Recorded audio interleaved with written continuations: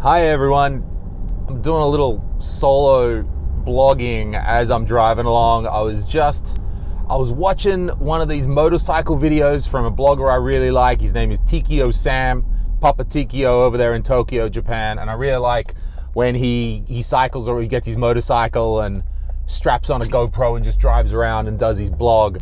And I was thinking, I wish I could do that. And I was thinking maybe should I get on my bike and attach a GoPro to my helmet or something like that. And I was like, wait, I'm driving right now. And not only am I driving, I'm driving from Riga to Tartu. Just spent 3 days in Riga. So I wanted to show you guys some of the scenery along the way and then do my solo blog. Because I'm always a little bit like, solo, are people into solo? Do they want to, I get it, you want to hear a conversation. I know. But sometimes, I don't have a chance to get a conversation, or I don't want to talk to nobody that week and sit down and get right into it and make a great conversation. So, then I'm thinking, do you want to hear this? Could it be interesting? Okay, you just keep it short, maybe 30 minutes. Because there's always that little self-critic. It's always the little critic. Can I do this? Am I that good at that? Am I that popular? Does that many people listen? What's my hook? So I'll just do it. So what I'll do is I'll switch the camera out to the external view so you guys can see it. Okay, it's raining. We're on the way from Riga to Tartu. There we go, you can see a bit more of the road. The thing. I just spent 3 days in Riga. I was down there for Comedy Latvia. We were doing job interviews. So maybe if you're listening in Estonia, you know we have the group Comedy Estonia. We're a bunch of comedians and we've made it work, and we got a business and we've got tours happening, and soon we've got Ari Mati's tour happening. That's a really big thing. Trying to make some tour happening in the middle of COVID, because I don't know, if we don't make a tour happen now, we may as well pack up and go home. It's like, how long can you go without doing your thing? How long can you go without getting income, and how long can you psychologically survive? So we're doing whatever we can to make this tour happen. And I was just in Riga because we have a Comedy Latvia, and Comedy Latvia is not as advanced as Comedy Estonia. We've got some cool guys down there. We got some good comedians, but because there hasn't, like, I've been in Thailand, I haven't been able to focus on Latvia. My co-founders, Dana, she's Latvian, but she doesn't live in Latvia anymore. And so it's been a slow kind of thing. And we wanted to hire, we've already had a producer, and then he left a couple months ago. And then we want to get like a senior person, like another partner, and be like, okay, are you going to work to grow this thing? So we put a job out, and Dana's really good at writing applications. Like, she's a copywriter professionally. She's a communications person, marketing, that sort of thing. So she wrote this killer ad, such good text, so good description of what we do. I wrote some ideas and what I want, and she really just turned that around and made a really good text. And so we're interviewing people, and it's been good to interview so many people. It's a tough role to interview for, because you kind of like got to be like me back in the day, like in Comedy Estonia. Do everything, do all the things. You've got to have a little bit of business stuff. You've got to be able to run it. It's a business, a little bit of accounting. Think from a business sense, think about money coming in and out. You got to do that. You got to plan tours. You got to plan open mics. So we need that monthly schedule of open mics in Riga. You got to do that. Then we're going to have autumn tour. Then we have solo tours. You got to be able to book shows and talk to venues and put a tour together. You got to do that bit. Then the person needs to do a little bit of sales. We've got to do them private shows. That's also how we all make money. Someone goes to a company party and does a set or does a hosting, and then the comedian gets some money, the company gets some money. So you need to do some simple, like not super advanced kind of sales, but still something like that. And then kind of finally, what I think is the most important quality needed in such a person is you need to be a leader, and you got to be a mentor for these comedians. And you've got to be able to guide them and be like, build a relationship with each of them, especially your main comedians, and understand what they want to do next. And sometimes you're going to have to push them, and sometimes they're going to want to do things that you don't think is a good idea, but you got to meet it in the middle. and you got to respect each other, and it's got to be an equal partnership. That's the secret that I've discovered running Comedy Estonia, that you can't make comedians do nothing they don't want to do. They'll just do nothing otherwise. You can't force them. And so that relationship has to be a partnership, and sometimes they got to trust in you, and sometimes you got to trust in them and make it happen. And I reckon that's the most important part. If you can do that bit, the rest of the shit we can learn how to do. We can get an accountant. We could even get a little offhander, side producer or something to help us, set up lights and a microphone and that sort of stuff. So we interviewed some people, and as expected, not one person had all of those skills. There's one person that was really good at leadership and mentorship, but never run entertainment industry before. I'm not so opposed to that, because that was me. I have a master's of computer science, y'all know that. I used to work in IT programming, and then started to become a comedian 10, 12 years ago. And now I transferred those skills over. So I can see how that could happen. Someone else has been in the entertainment industry a long time. They know how to do that hustle. But it's like, is that really a business person? Is that really someone who can effectively run a business and grow a business? And there are other people that were just kind of effective middle managers. And you could see you could apply those skills. So we've got to think about now. We've got a few candidates, and do those people want to come into our company as well? We don't have that much money. Actually, it was in the job ad, so I'm not telling any secrets, but we've got 10,000 in that bank of Comedy Latvia.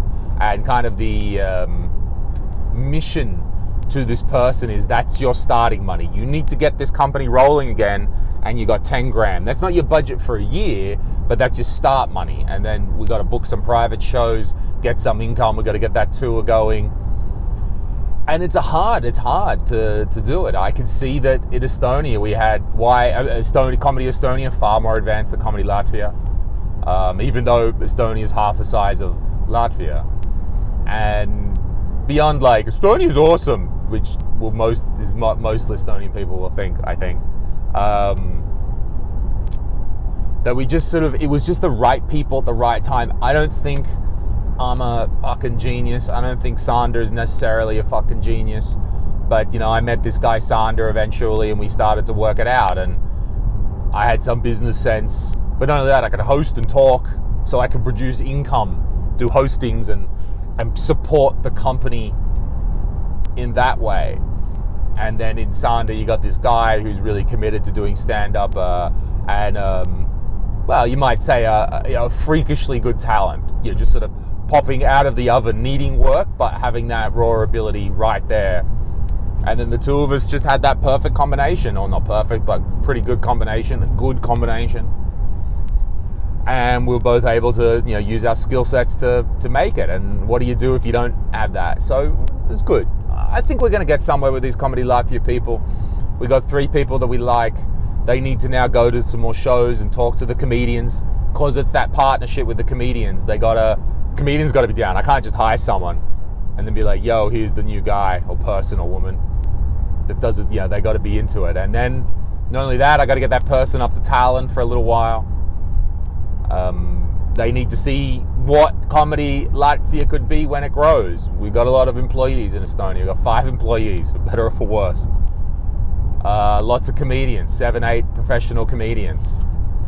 I need to get that person up to Tallinn for a few days and get, Merrily and Henrik and Helle and Christina talking to them, so they can learn, all right, this is the path. This is the one possible way. And I definitely, I understand that Latvia is not Estonia. And I definitely something that I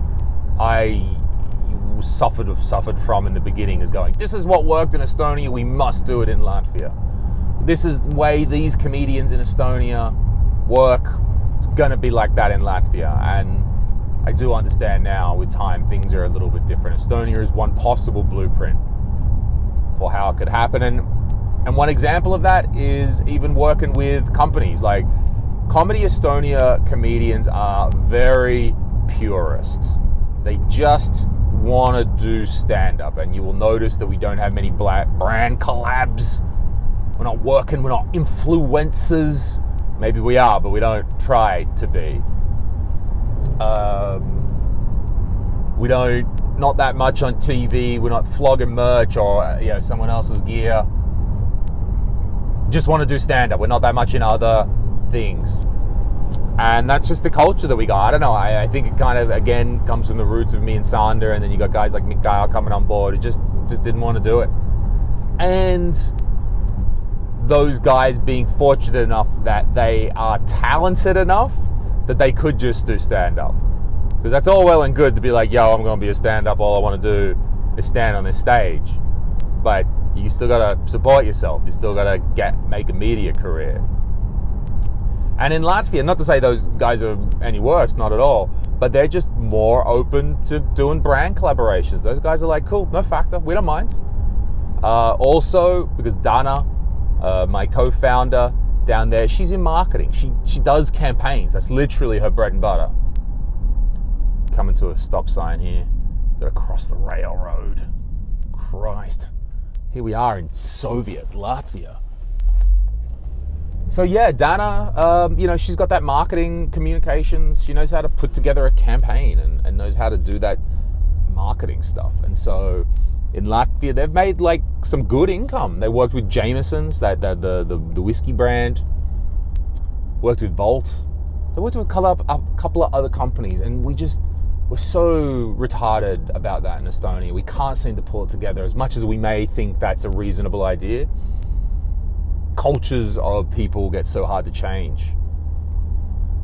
So Latvia is not Estonia.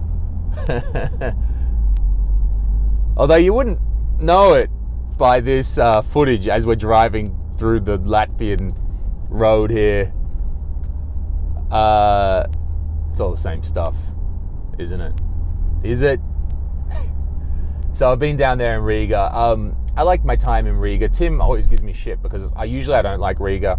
I'm like, it's fucking shit all, it's all old Soviet, everything's what it really was is because for years the only time I'd be in Riga is to do comedy shows, and that meant like Lewis had to drive. So of course I drove for 4.5 hours or something, and then got half an hour off, and then had to go set up the venue and sell the tickets and host the show and then look after the headliner and do everything. So I mostly had stressed out memories of Riga, and it was nice to be there and be more relaxed. Yeah, I haven't been there for 18 months. You probably haven't. Whoever is listening, I bet you haven't been there for 18 months at least either. What I've noticed is Old Town Riga is way nicer without all the stag parties. Way nicer without all those drunk English fucks running around the place. But also more than that, it means the venues that just catered to that sort of country they're not so much there anymore. A lot are closed down, or they reoriented themselves around, Latvian people. So I would say there's less going on in Old Town. It's still pretty active. It's certainly no ghost town. But there's less going on in Old Town Riga. But there seems to be way more happening in the immediate areas outside of the streets and the suburbs just outside of Old Town. Way more cool cafes. Way more cool stores. Plenty of cool, like, nice secondhand stores. Not like shitty, old, rundown Humana. Yeah, Humana's alright, but some of those stores can be cool stores, cool places to be. Yeah, Riga's looking alright. Nice places to eat, lots of good food. Not just kebabs, like good international food. I had a really nice ramen. There was this cool, very authentic Vietnamese place next to where I was staying as well. It's nice to see something's happening in Riga, because lockdowns have been way harder in Latvia. They still have masks. I had to show my COVID pass to sit inside the restaurant yesterday, and they scanned the QR code and it came up green. I'm like, fucking cool. But yeah, I didn't bring any masks with me, so I've been using one dirty mask for 2.5 days. Thankfully, I'm soon back over the border in sweet motherland of Estonia, where we can throw off our masks and, I don't know, get COVID. I don't know what's going on. Because tonight I'm going to Tartu direct. I'm not going to Tallinn. I'm going to Tartu because we've got the first Ari Matti show in Tartu at Vanamoina. And this is the first COVID safe show where we've got to show vaxxers, and you got to, I don't know, jump on the spot 3 times and dance around and pray to the god of Kayak Alas to get into the venue. I don't know. Ooh, I'm very proud of Marilee and Henrik and the team who made that happen, that we now have these COVID safe shows, and we've got testing on site. I don't know how that works. Some company comes and they fucking stick their dick up your nose and they squirt 3 times, and then the blue light comes on if you've got COVID or not. I don't know. But €8, people can get tested at the door. So I'm going to go there tonight. We don't know how. Is it going to be a shit show? Is there going to be just like people just running like, I can't get in? And like, I don't know, like, is it going to be nuts? We'll see. But I'm glad we're doing this tour with Ari. I'm glad for Ari, man. Like, I mean, you know Ari, he's a crazy person, but still, there's a lot of pressure on him. He's trying to put together a tour. We know the hour's killer. I mean, come on, sorry. We know that hour is off the wall. But still, as a comedian, he feels that pressure to put that stuff together. And, all this COVID stuff. It's Estonia. When someone, is freaking out about their show, they just try to DM the artist directly, because everyone in Estonia thinks they can just talk to anyone straight up. And I appreciate, it's a lot. It's a lot to kind of do your tour, do your hour in the middle of all this stuff. And he's doing well. And I know my friend Ari, he'll just get a couple shows under his belt and then he'll be getting strong. It's all good. It's just like, it's for any artist. Any artist starting any tour is going to be like this. So it's a big night. I'm going to be in Tartu. It was good to get away. Yeah, so it's still sort of this like touch and go stuff for Comedy Estonia. We just got to do this Ari tour just to get money. Like, basically, we will be doing as many tours, as many shows as we can. That's the way we get through this. It's been 18 months without making money, and all the government funding, all the helping can only help in the end. We gotta get moving. We gotta do shows. So I don't know if I'm doing that thing that Lewis always does, where Lewis is supposed to be talking about himself, but instead starts talking about how Comedy Estonia is. I do it less than I used to. But I'm doing all right. I'm doing well when everyone else is doing well, I think. And what I've been enjoying lately is doing more projects on my own. I make these shitty retro video games videos for YouTube. And they're terrible, but I like it. And no one watches it, and I don't care, because that is one thing I do know from doing comedy. You gotta just pound away. You gotta just keep going. And it's, even with the podcast, even with this podcast that you're listening to right now, I got over 100 episodes just by sticking at through it. Just even having triple digits means something. And it's the same thing with these videos. And I like making these videos because I like talking about computer games and retro stuff. I got a lot of shit. I love collecting. I love going to markets and secondhand stores and making pickups. And I'm not really the video games collector that buys expensive stuff. I'm not opposed to it if there was something I truly loved. But I'd rather spend my money getting a ticket to Japan, spending that money on going there in a hotel and traveling around and seeing some old secondhand stores in Tokyo instead. That's more, and then buying small things when I'm there. But I'd rather have the adventure of it. So I'm making these videos, and I like making them because there's something I can do basically on my own. For 10 years, it's been running Comedy Estonia, and these, I'm gonna overtake this guy. Yeah, boy. It's been running Comedy Estonia, which I love, but I know I've talked a lot about it. It's both exhausted me and made me spent, but it's something I can't never truly give away and can't give up on either. It's still something so connected to my soul. But that is, even though stand-up is a singular thing, it's still leading this company. It's still working in a group. It's still running those shows. It's still leading those people and making sure that everyone has what they need to get stuff done.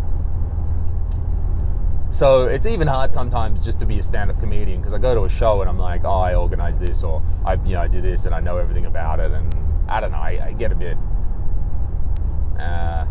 anxious sometimes. Yeah, I'm not just a comedian. I'm always going to have that producer side in me, and I don't know how that's going to be. That's my story, balancing those things out. But I like these videos because they're just me. That's all I do. It's me. I just put a camera up, some lights, do some shitty editing, and I didn't need to involve anyone else. It didn't need to be a collaborative project. And it's nice just to have some. You gotta have both. You gotta have group. We can't just be hermits. But I like having that, so they give me a lot. But still, there's not that much time. Well, I mean, there is time because I can, I'm way more free now that Merrily's CEO. I can make a day to make a video. Last week I did. I made a whole day just to make a video because it's not about like being on YouTube and like, yeah, I'm getting the numbers, things are going up.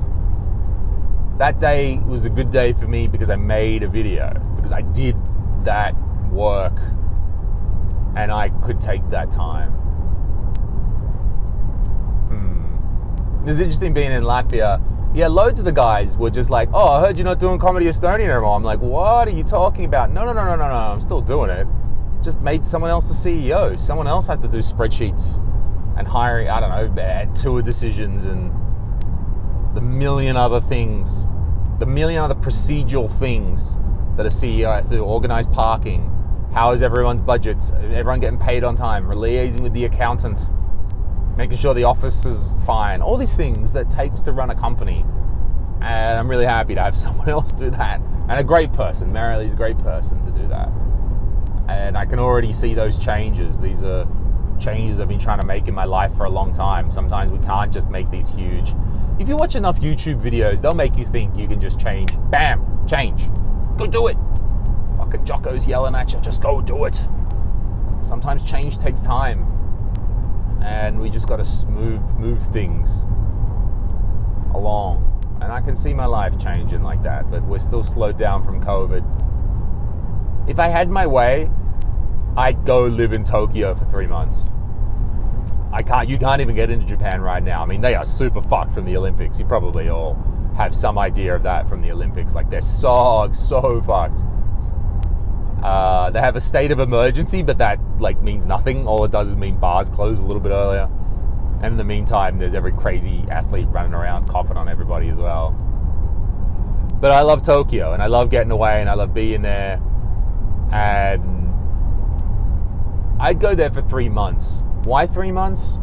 Because it's like, longer isn't probably real. I'm probably not going to move there for years, especially not on my own. Maybe with my partner.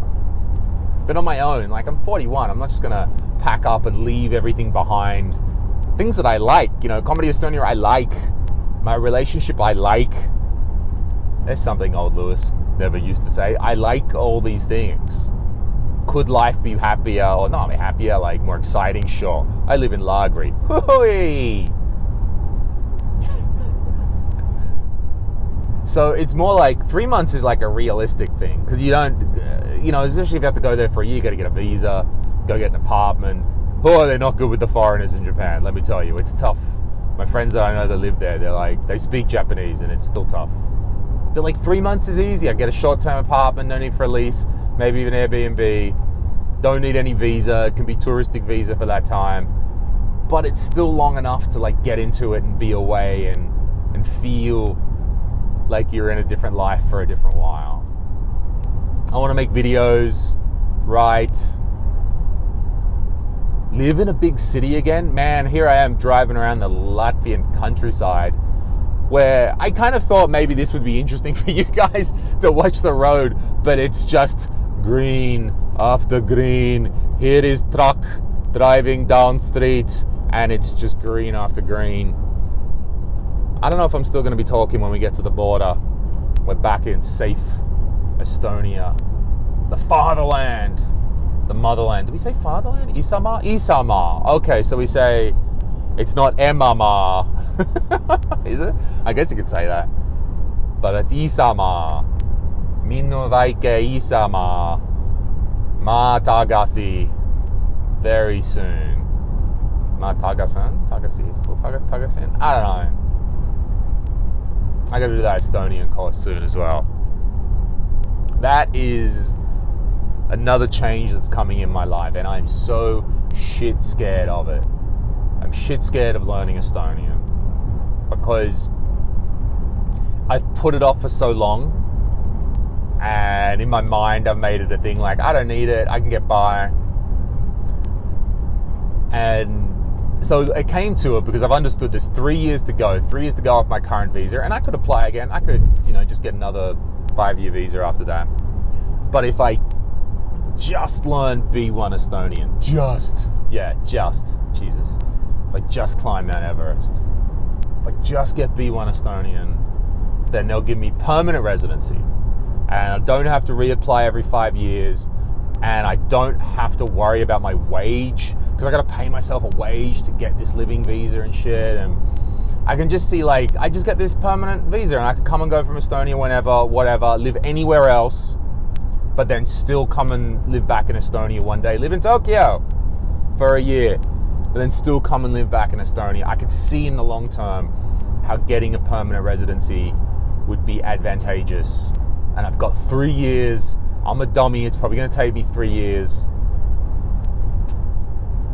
And I've got to use this time, like I was saying. Now I'm not the CEO anymore. I have choices for what to do with my time. And I think I got to learn. And I don't know even how I learn. I don't know grammar. We did not learn grammar. I do not know English grammar beyond noun and verb. These things make it hard. So I'm going to start with a class. I don't want to do Zoom.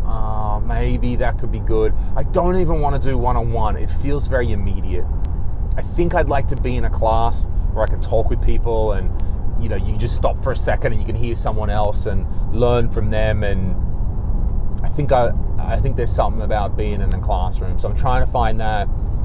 Then there's some way that maybe the Tartu Casa, the unemployment office, can pay for it. But then I got to go have an interview with Tartu Casa, and I got to convince them why I'm a sack of shit that really needs this. Usually it's for unemployed people, but I may be able to still get it.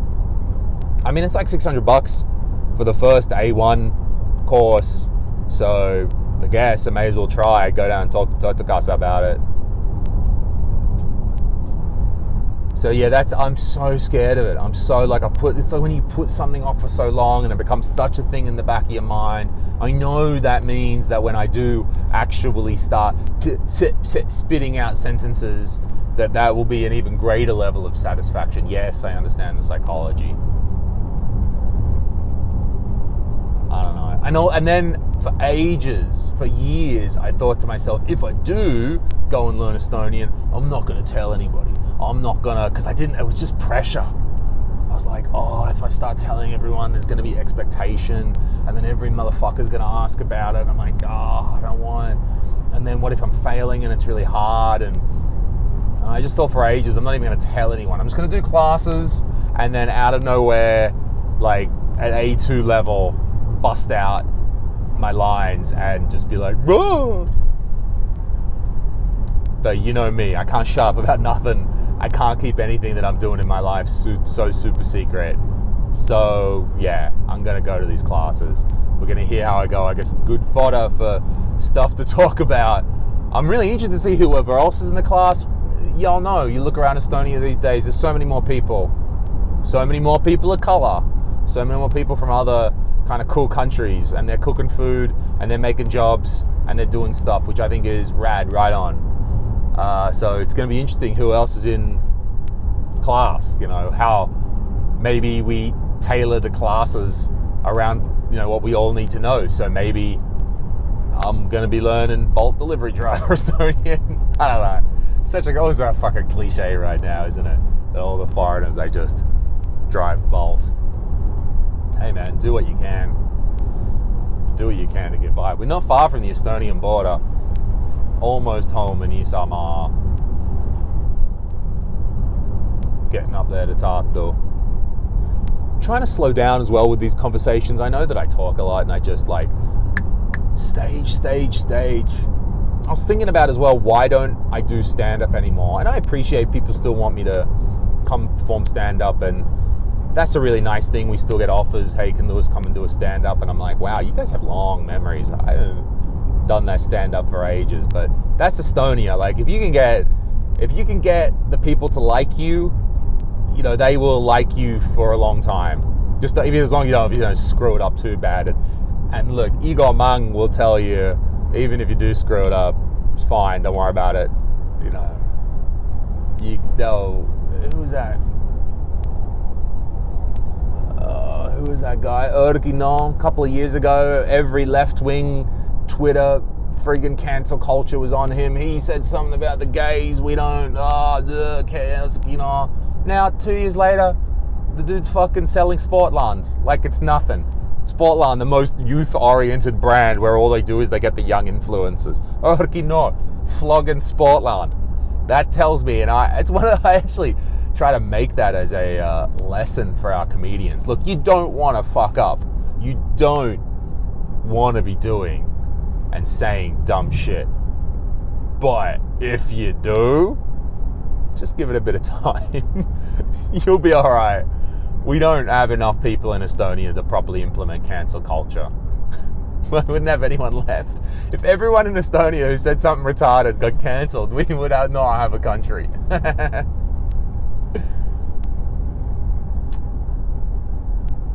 Yeah, so I appreciate that, you know, people still remember he's a stand-up, even though now I would say I'm more of a mentor of comedians and using my experience in the past as a stand-up. I get a little self-conscious about that because for so long that was my, that was my label. That's who I am. That was my identity, Mr. Comedy Estonia. So, you know, running the company, and not just Mr. Comedy Estonia, but like, you know, you're a comedian, one of the first comedians, you kind of get known for that. And that's still introduce myself as a comedian, inadvertently, just like you don't even think about it. Oh, we're coming to Valga, by the way, and I'm going to drive through the town because it's more interesting. We can cross the border and have a little celebration. Too bad I didn't take your alcohol orders, I'm sorry. But y'all are welcome to come over to Valga, get some booze. It's a nice place, Valga. It's a nice naming scheme.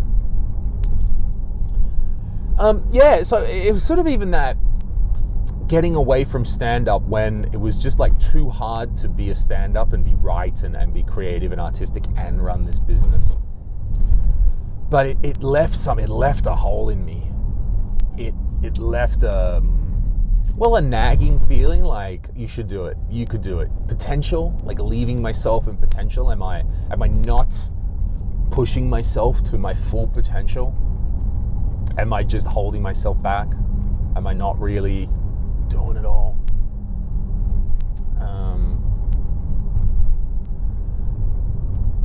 And I don't know, I still feel it. You know, should I, with stand-up, is it natural to progress? Or is stand-up still this thing that eats away at my soul? Like, it's hard for me to write, it's hard for me to come up with these jokes. Guess what? Stand-up's hard. But like when I'm on the stage, if I have a set and I'm doing a set and you're in the moment and everything's killing, it is the greatest feeling. It is still one of the best feelings that I've ever had in my life. And that's like to know, like, hey, you know that best feeling you had in your life? You can have it anytime you want. Just go up there and do it. Be like, I don't know, that produces a lot of self-doubt and worry and internal strife. That can happen. And I guess I was always worried, like, am I never going to go back to stand-up now? What am I doing these videos? I'm not a stand-up comedian. Who am I? Did I give up? You gave up. No one wants to give up on things. Was I giving up or was I evolving? Where's that am I just evolving as an artist that I want to do different things, or am I giving up without absolutely getting my full potential? Oh my God, it'll send your mind fucking crazy. And it was even down in Latvia, because I was probably more on the side of I've given up, or I haven't reached my full potential, or I have somehow not lived up to my own expectations. I'm going to finish off this story once we enter Estonia. Oh, wow, Valga Park looks fucking great. Here we go. If you're watching the video, Valga has ended. We are in the Republic of Estonia. There's the signs. Rimi. Oh, sweet Rimi. I mean, they have Rimi in Latvia, but Estonian Rimi's way better. Some Estonian guy just driving over the border. Good on you, mate. Kids, tere tulemast. Vaike poisid. Okay. We're back in safe Isamaa again. We're in Valga, the way it should be. So yeah, the self-doubt that I have inside of myself was always maybe erring me on the side of like, oh, Tartu, there's a detour. Okay, I gotta take a detour. I was always erring me, and even just like little things. That's why it's good to talk to your friends. It's good to talk to people that can help you. And only child me tends to be in my head too much. But I was talking to my buddy Giannis down there. He's one of the stand-ups in Comedy Latvia. And I was telling him, what I'm doing with myself now. I got a CEO. Now I'm making videos. Now I'm doing some of my own projects. And he was like, whoa, that's what every comedian wants to do. More and more as comedians, stand-up comedians get older and get on with their careers, they just want to do the shit that they want to do. And they have less time for maybe some industry bullshit, for maybe expectations of others. Maybe it's a thing for all, people as you grow older. I don't know, but I just know comedians. And comedians get older, they just want to do what they want to do, and they want that freedom to do that. And I was like, and he was like, dude, you're doing it. And I was like, oh, yeah, I guess I am. I guess I don't have to view it as like I didn't, it's not like a lack of potential that I had. No, now I'm just doing the stuff I want to do. That was nice. It's just nice to hear a nice perspective from your friend that maybe you don't have to constantly listen to your crippling self-doubt to believe that you're a sack of shit, but instead you might be on an okay course. And I know I'm on an okay course because I'm in Estonia, baby. This is the old, I'm turning the camera, that's the old, that's the old like border crossing station. That's the border crossing station where we first tried to enter Latvia in 2006 when my buddies and I were traveling through here, and we were in Tartu, and we just didn't know nothing. That was before Schengen and everything, and we bought this car in Sweden, but we didn't have the papers for it because, I don't know, I was like, papers, schmapers, who cares? And we got to the border here and they wouldn't let the car into Latvia because we didn't have the papers, but I still had to get to Riga because I had a flight to go do some IT work that I was still doing then. And so I remember being stuck at the Valga border. There's like memories of being stuck here. And while it looks reasonable today when you're driving around, there was a nice park at the border.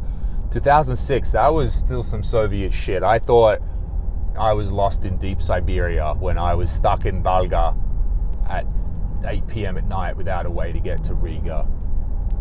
The only way we got through is that we met some friends in Tartu, and I actually just called them up from my phone. I'm like, can you please talk to the border guard? And my friend convinced them that, we're not terrorists, we're just retarded little Australians. And they at least let us back into Estonia, because otherwise we're like, Latvia won't take us. Maybe that's what endeared me to Estonia. Maybe then I was like, okay, Estonia is the country for me.